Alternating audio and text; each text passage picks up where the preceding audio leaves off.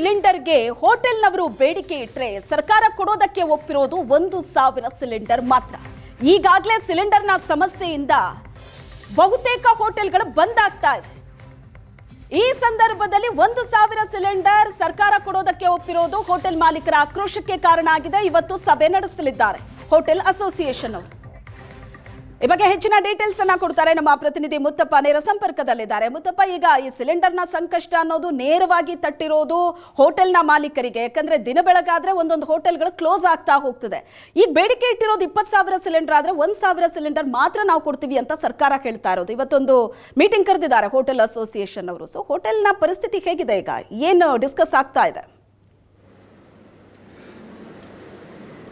ಶ್ವೇತಾ, ಕಳೆದ 8 ದಿನಗಳಿಂದ ಹೋಟೆಲ್ ಉದ್ಯಮ ಭಾರಿ ದೊಡ್ಡ ಸಂಕಷ್ಟದಲ್ಲಿ ಇದ್ದಂಥದ್ದು. ಯಾಕಂದ್ರೆ ಈ ವಾಣಿಜ್ಯ ಸಿಲಿಂಡರ್ಗಳು ಬರದೇ ಇರುವಂತಹ ಕಾರಣಕ್ಕಾಗಿ ಹೋಟೆಲ್ಗಳು ಕ್ಲೋಸ್ ಆಗುವಂತಹ ಪರಿಸ್ಥಿತಿಗೆ ಬಂದಿತ್ತು. ಇವತ್ತು ಸಚಿವರಾಗಿರುವಂತಹ KH ಮುನಿಯಪ್ಪನವರು ಅನಿಲ ಕಂಪನಿಗಳ ಜೊತೆಗೆ ಒಂದು ಸಭೆಯನ್ನು ಕೂಡ ಮಾಡಿದ್ರು. ಈ ಸಭೆಯಲ್ಲಿ ಒಂದು ಒಳ್ಳೆ ಸಂದೇಶ ಬರುತ್ತೆ ಅಂತೇಳಿ ಹೋಟೆಲ್ ಉದ್ಯಮ ಕೂಡ ಒಂದು ಆಶಾಭಾವನೆಯಲ್ಲಿತ್ತು. ಆದರೆ ರಾಜ್ಯ ಸರ್ಕಾರ ಈಗ ಹೇಳ್ತಿರೋದೇನಂತಂದ್ರೆ ಕೇವಲ 1% 1,000 ಸಿಲಿಂಡರ್ಗಳನ್ನ ಇಡೀ ರಾಜ್ಯಾದ್ಯಂತ ಕೊಡ್ತೀವಿ ಅಂತ ಹೇಳ್ಬಿಟ್ಟು ಈಗ ಘೋಷಣೆಯನ್ನ ಮಾಡಿರುವಂತದ್ದು. ಇಡೀ ರಾಜ್ಯದಲ್ಲಿ ಪ್ರತಿನಿತ್ಯ 44,000 ಕಮರ್ಷಿಯಲ್ ಸಿಲಿಂಡರ್ಗಳ ಅವಶ್ಯಕತೆ ಇದೆ. ಅದರಲ್ಲಿ ಈಗ ರಾಜ್ಯ ಸರ್ಕಾರ ಕೊಡ್ತಾ ಇರುವುದು ಕೇವಲ 9,000 ಕಮರ್ಷಿಯಲ್ ಸಿಲಿಂಡರ್ಗಳನ್ನ. ಅದರಲ್ಲಿ 4,000 ಕಮರ್ಷಿಯಲ್ ಸಿಲಿಂಡರ್ಗಳನ್ನ ಶಿಕ್ಷಣ ಸಂಸ್ಥೆಗಳಿಗೆ, ಆಸ್ಪತ್ರೆಗಳಿಗೆ ಮತ್ತೆ ಇಂದಿರಾ ಕ್ಯಾಂಟೀನ್ಗಳಿಗೆ ನೀಡಿದ್ರೆ ಉಳಿದಂತಹ 2,500 ಸಿಲಿಂಡರ್ಗಳನ್ನ ಈ ಒಂದು ಆಟೋಗಳಿಗೆ ಬಳಕೆಗೆ ಕೊಡ್ತಾ ಇದ್ದಾರೆ. ಕೇವಲ 1,000 ಕಮರ್ಷಿಯಲ್ ಸಿಲಿಂಡರ್ಗಳನ್ನ ಇಡೀ ರಾಜ್ಯದಲ್ಲಿರುವಂತಹ ಹೋಟೆಲ್ಗಳಿಗೆ ನಾವು ನೀಡ್ತೇವೆ ಅಂತೇಳಿ ಇವತ್ತು ಹೇಳಿರುವಂತದ್ದು.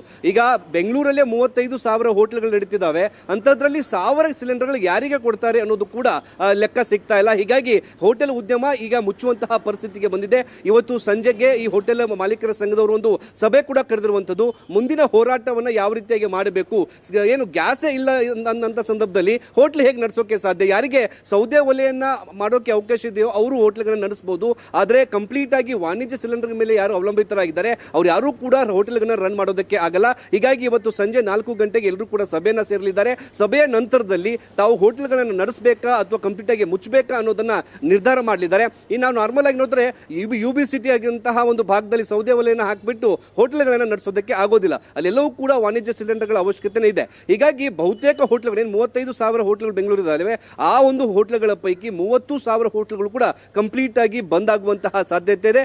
ಅದರ ಒಂದು ನಿರ್ಧಾರವನ್ನು ಇವತ್ತು ಸಂಜೆ ತೆಗೆದುಕೊಳ್ಳುವಂತಹ ಸಾಧ್ಯತೆ ಇರುವಂತ. ಯಾಕಂದ್ರೆ ರಾಜ್ಯ ಸರ್ಕಾರ 20% ಆದ್ರೂ ಕಮರ್ಷಿಯಲ್ ಸಿಲಿಂಡರ್ಗಳನ್ನ ನೀಡುತ್ತೆ ಅಂತ ಹೇಳಿ ಎಲ್ಲರೂ ಕೂಡ ಆಶಾಭಾವನೆಯಲ್ಲಿ ಇದ್ರು. ಆದ್ರೆ ರಾಜ್ಯ ಸರ್ಕಾರ ಕೊಡ್ತಿರೋದು ಕೇವಲ 2%. ಅಂದ್ರೆ ಇಡೀ ರಾಜ್ಯಕ್ಕೆ ಹೋಗುವ ಹಾಗೆ ಕೇವಲ 1,000 ಸಿಲಿಂಡರ್ಗಳನ್ನ ಕೊಟ್ರೆ ಅದು ಯಾರಿಗೂ ಕೂಡ ಸಾಕಾಗೋದಿಲ್ಲ. ಹೀಗಾಗಿ ಕಂಪ್ಲೀಟ್ ಆಗಿ ಹೋಟೆಲ್ ಉದ್ಯಮವನ್ನೇ ಸ್ತಬ್ಧಗೊಳಿಸಬೇಕು ಅನ್ನೋ ಒಂದು ನಿಟ್ಟಿನಲ್ಲಿ ಇವತ್ತು ಹೋಟೆಲ್ ಮಾಲೀಕರ ಸಂಘದವರು ಇವತ್ತು ಸಭೆಯನ್ನು ಕರೆದಿದ್ದಾರೆ. ಸಂಜೆ ಹೊತ್ತಿಗೆ ಒಂದು ಸ್ಪಷ್ಟವಾದಂತಹ ಚಿತ್ರಣ ಸಿಗಲಿದೆ. Shweta, okay, thank you Muthappa.